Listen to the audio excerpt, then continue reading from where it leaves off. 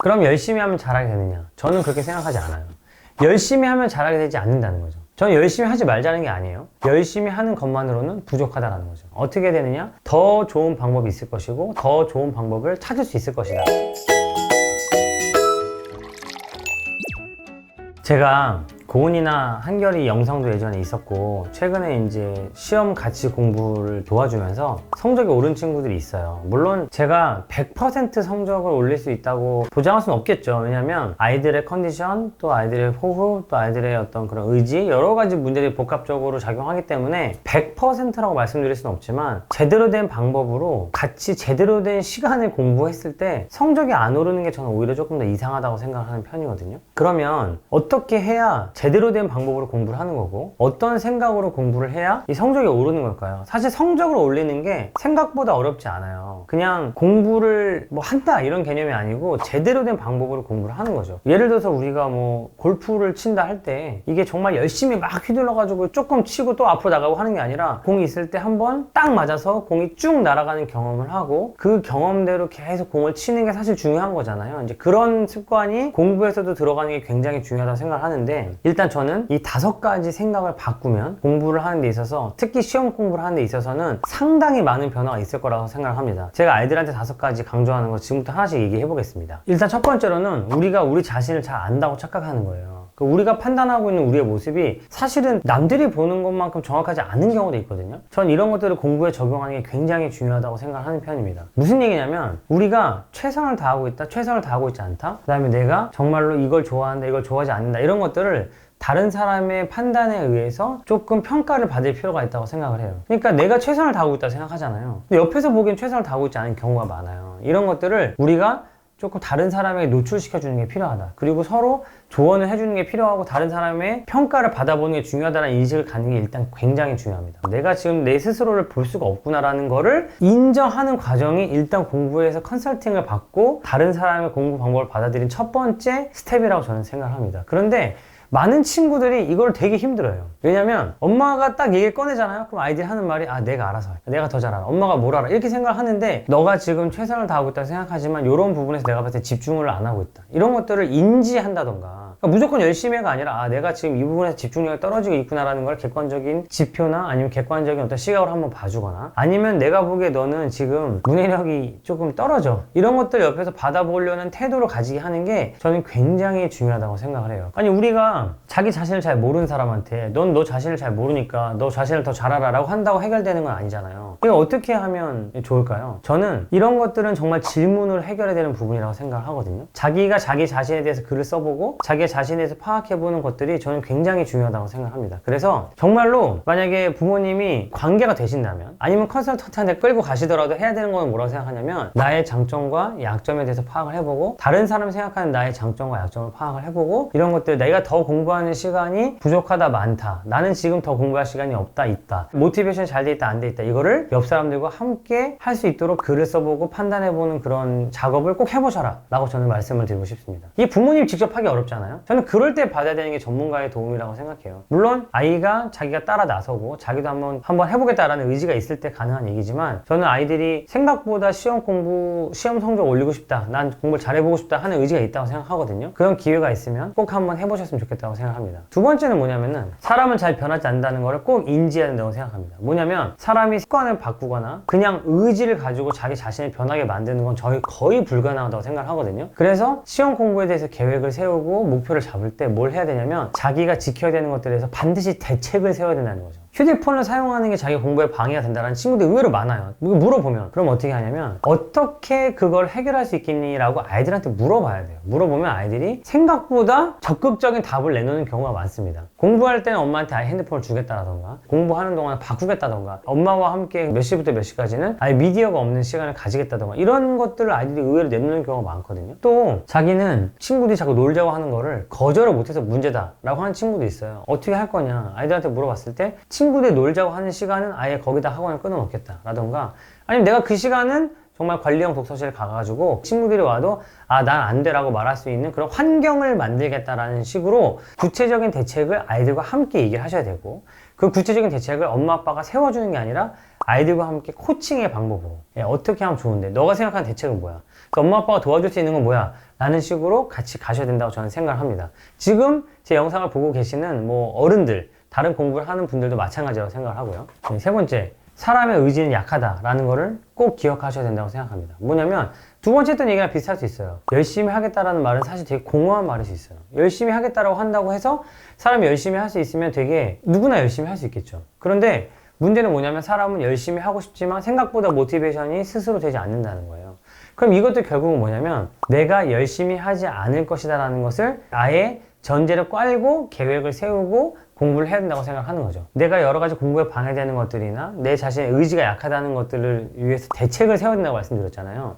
이거는 뭐냐면 생각보다 내가 세우고 있는 계획은 반드시 빵꾸가 날 것이다. 내가 세우고 있는 계획은 내가 그만큼 못 따라갈 수도 있다라는 전제를 아예 깔고 공부를 해야 된다고 생각하는 거예요. 예를 들어서 내가 열심히 하면 이만큼 할 수 있대요. 그런데 그거 아세요? 진짜로 이 계획을 성공시키고 싶은 사람들은 계획을 오히려 보수적으로 잡는 경향이 있어요. 오히려 못 지키지 않을 계획들을 잡는 거죠. 이런 관점들을 가지게 해주는 거. 네가 이것들을 열심히 하겠다고 할 수 있는 양이 많냐? 생각보다 열심히 못 미칠 텐데 그렇게 했을 때 이게 정말 네가 다 해낼 수 있는 양이냐라는 그런 버퍼들. 그런 버퍼들을 아이들이 가져갈 수 있게 만드는 게 저는 오히려 좋은 공부 방법이라고 생각하는 거예요. 제가 아이들한테 공부 방법을 얘기하고 자, 이제 시험 계획을 짜보자라고 하잖아요. 아이들이 정말 빡빡하게 적어와요. 근데 제가 물어보는 거는 열심히 하는 건 좋은데 여태까지도 열심히 하기 싫어서 안 한 게 아니잖아. 열심히 하고 싶었는데 잘 안 된 거잖아. 그거를 감안해서 했을 때 이게 어느 정도의 실행이 될 것 같아 라고 생각하고, 만약에 아이가 내가 100시간을 공부하겠다고 했는데 자기 생각에는 60%밖에 못 지킬 것 같아요. 그럼 어떻게 되는 거죠? 그걸 감안해서 애초에 내가 나태해질 것까지 감안해서 공부 시간을 짜야 된다고 생각을 하는 거예요.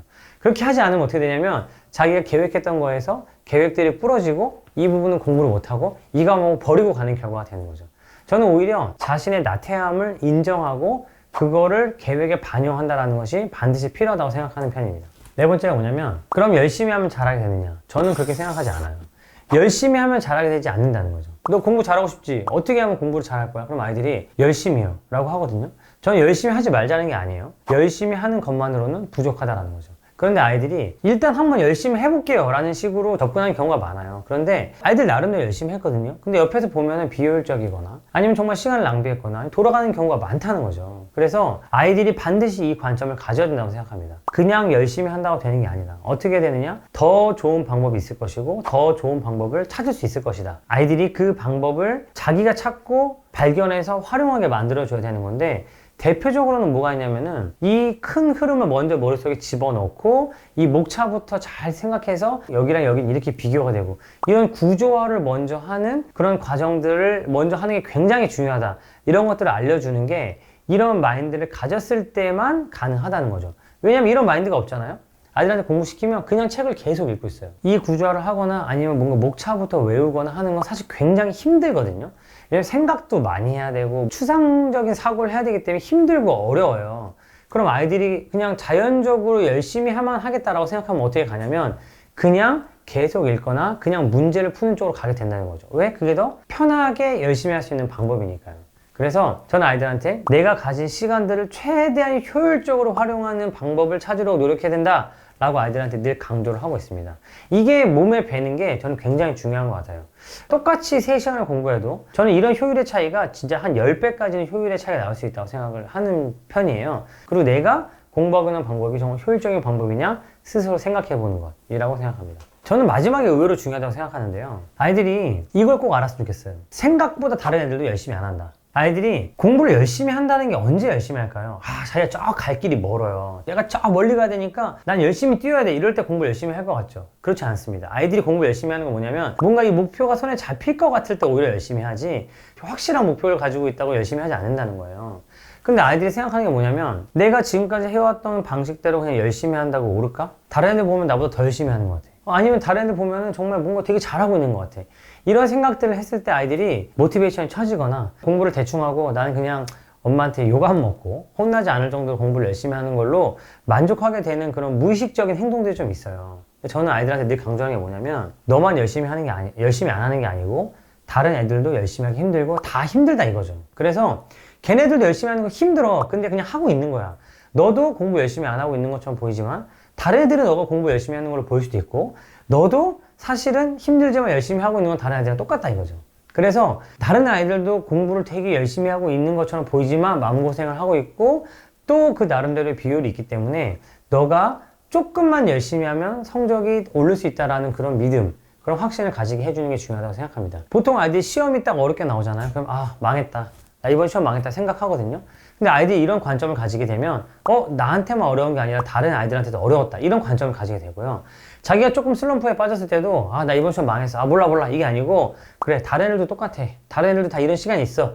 자 여기 내가 좀만 힘내고 여기 조금만 쉬고 내가 다시 일어난다. 이런 생각을 하게 해주는 게 아이들한테 의외로 되게 중요하다는 거죠. 제가 5가지를 말씀드렸어요. 우리는 우리 자신을 잘 모른다. 나를 파악해줄 사람이 필요하다. 두 번째로는 사람은 생각보다 변하지 않는다. 내 스스로 변화를 만들기가 어렵고 내가 변화를 하고 싶으면 그 변화를 일으키기 위한 구체적인 대책이 반드시 필요하다. 세 번째로는 사람은 생각보다 열심히 하지 않는다. 그리고 그냥 열심히 한다고 되는 게 아니라 더 좋은 방법을 찾아야 된다라는 거. 그리고 5번째는 뭐냐면 나만 힘들고 나만 열심히 안 하는 게 아니라 다른 친구들도 사실은 어렵고 힘들고 생각보다 열심히 하지 않는다라는 관점을 가지는 거라고 말씀을 드렸어요. 요즘 아이들이 초등학교 때 시험을 많이 안 보다 보니까 장기 플랜을 가지고 시험을 이렇게 매니지 해보면서 계획을 매니지 하면서 대비해보고 결과를 내는 거에 사실 생각보다 취약하다는 걸 여러분이 기억하셨으면 좋겠습니다. 아이들도 열심히 하고 싶죠. 근데 안 해본 걸 어떻게 하겠어요? 이런 시험을 쭉 준비하고 한 달 정도를 내가 뭐 투자하고 일상생활에 친구들 만나고 놀던 것들을 조절하는 과정을 해보는 게 아이들이 중학교 때 처음이다라는 걸 기억하셨으면 좋겠고요. 이런 과정에서 아이들이 생각보다 어려워하고 혼란스러워한다. 그리고 막연하게 열심히 하면 되겠지라고 생각한다는 거. 이런 것들 여러분들이 좀 잘 아시고 여러분이 잘 도와주셨으면 좋겠고요. 혹시 시험 공부 그리고 이 장기적인 공부에 대해서 궁금한 게 있으신 분들은 댓글로 달아주시면 제가 힘내는 데까지 열심히 답변을 달아보겠습니다. 그냥 열심히 하는 걸 넘어서 우리 아이가 더 좋은 공부 방법을 찾도록 도와주고 싶으신 분들은 구독, 좋아요, 알림 설정